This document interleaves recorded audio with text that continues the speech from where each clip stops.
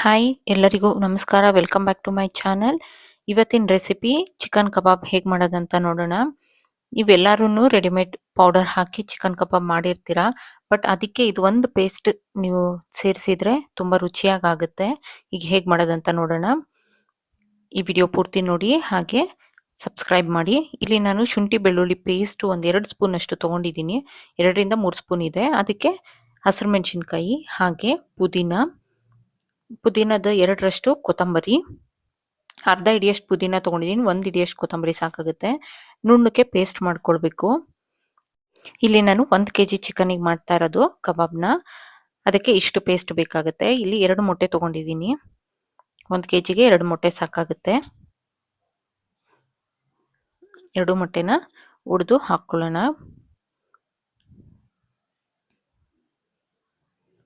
ಎಲ್ಲೋ separate ಮಾಡ್ಬೇಕಂತೇನಿಲ್ಲ, ಜೊತೆಗೇನೆ ಹಾಕ್ಕೋಬೋದು. ನಿಮ್ಗೆ ಇಷ್ಟ ಅಲ್ಲ ಅನ್ನೋರು ಎಲ್ಲೋ ತೆಗೆದು ಬರೀ ವೈಟನ್ನು ಮಾತ್ರ ಹಾಕ್ಕೊಳ್ಬೋದು. ಈಗ ಎಗ್ನ ಸ್ವಲ್ಪ ಬೀಟ್ ಮಾಡ್ಕೊಳ್ಳೋಣ ನಾವು, ಅದೆಲ್ಲ ಮಿಕ್ಸ್ ಆಗೋ ಥರ.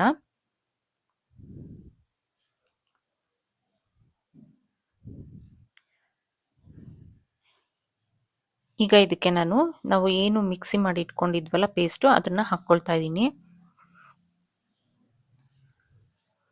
ಬೆಳ್ಳುಳ್ಳಿ 1 ಹಿಡಿಯಷ್ಟು ಹಾಕ್ಕೊಳ್ಳಿ, ದಪ್ಪ ಹಿಡಿಯಷ್ಟು. ಶುಂಠಿ ಒಂದು ಅರ್ಧ ಹಿಡಿಯಷ್ಟು ಹಾಕ್ಕೊಳ್ಳಿ, ಸಾಕಾಗುತ್ತೆ. ಇದಿಷ್ಟನ್ನು ಸೇರಿಸಿದ್ದೀನಿ. ಈಗ ಇದಕ್ಕೆ ಸ್ವಲ್ಪ ಮಿಕ್ಸ್ ಮಾಡಿಕೊಟ್ಟು ಇದಕ್ಕೆ ಸ್ವಲ್ಪ ಉಪ್ಪು ಹಾಕ್ಕೊಳ್ಳೋಣ. ಒಂದು ಅರ್ಧ ಚಮಚದಷ್ಟು ಉಪ್ಪು ಸೇರಿಸ್ತಾ ಇದ್ದೀನಿ ನಾನು. ಹಾಗೆ ಪೆಪ್ಪರ್ ಪೌಡರ್ ಒಂದು 1/4 ಸ್ಪೂನಷ್ಟು. ಪೆಪ್ಪರ್ ಪೌಡರ್ ಹಾಕೋದ್ರಿಂದ ಒಳ್ಳೆ ಫ್ಲೇವರ್ ಬರುತ್ತೆ, ಹಾಗೆ ರುಚಿನೂ ಚೆನ್ನಾಗಿರುತ್ತೆ. ಇದಕ್ಕೀಗ ನಾನು ರೆಡಿಮೇಡ್ ಕಬಾಬ್ ಪೌಡರ್ ಸೇರಿಸ್ಕೊಳ್ತಾ ಇದ್ದೀನಿ. ಇಲ್ಲೊಂದು ಅರ್ಧ ಕಪ್ನಷ್ಟು ಕಬಾಬ್ ಪೌಡರ್ ಇದೆ.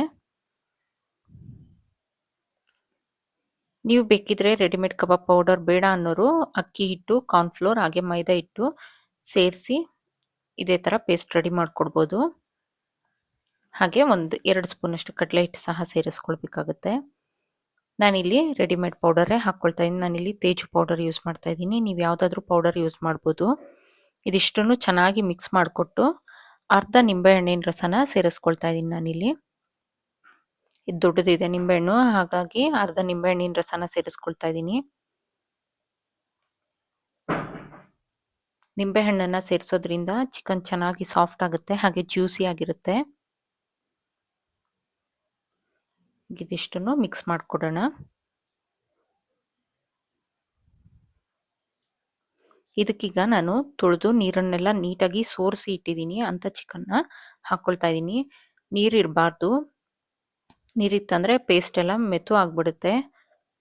ನೋಡಿ, 1 kg ಚಿಕನ್ ಅಷ್ಟಿದೆ, ಅದನ್ನು ನಾನು ಮಿಕ್ಸ್ ಮಾಡಿಕೊಡ್ತಾ ಇದ್ದೀನಿ.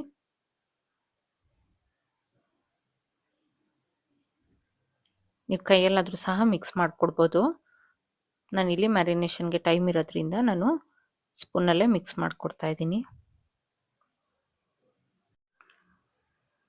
ಚಿಕನ್ಗೆ ಚೆನ್ನಾಗಿ ಮಸಾಲೆ ಎಲ್ಲ ಹಿಡಿಯೋ ಥರ ಚೆನ್ನಾಗಿ ಮಿಕ್ಸ್ ಮಾಡಿಕೊಟ್ಟು ಇದನ್ನು ಮ್ಯಾರಿನೇಟ್ ಮಾಡಬೇಕಾಗುತ್ತೆ. ನೀವು ಟೈಮ್ ಇತ್ತಂದರೆ ಒಂದು 2 ಅವರ್ಸ್ ಮ್ಯಾರಿನೇಟ್ ಮಾಡಿ, ಇಲ್ಲ ಅರ್ಧ ಅವರಿಂದ 1 ಅವರ್ ಸಹ ಮ್ಯಾರಿನೇಟ್ ಮಾಡ್ಬೋದು. ಈಗ ಇಲ್ಲಿ ಎಣ್ಣೆ ಕಾಯಕ್ಕಿಟ್ಟಿದೆ, ಎಣ್ಣೆ ಬಿಸಿ ಆಗಿದೆ. ಒಂದೊಂದೇ ಚಿಕನ್ನ ನಾವು ಇದಕ್ಕೆ ಹಾಕ್ಕೊಳ್ಳೋಣ ಎಣ್ಣೆಗೆ.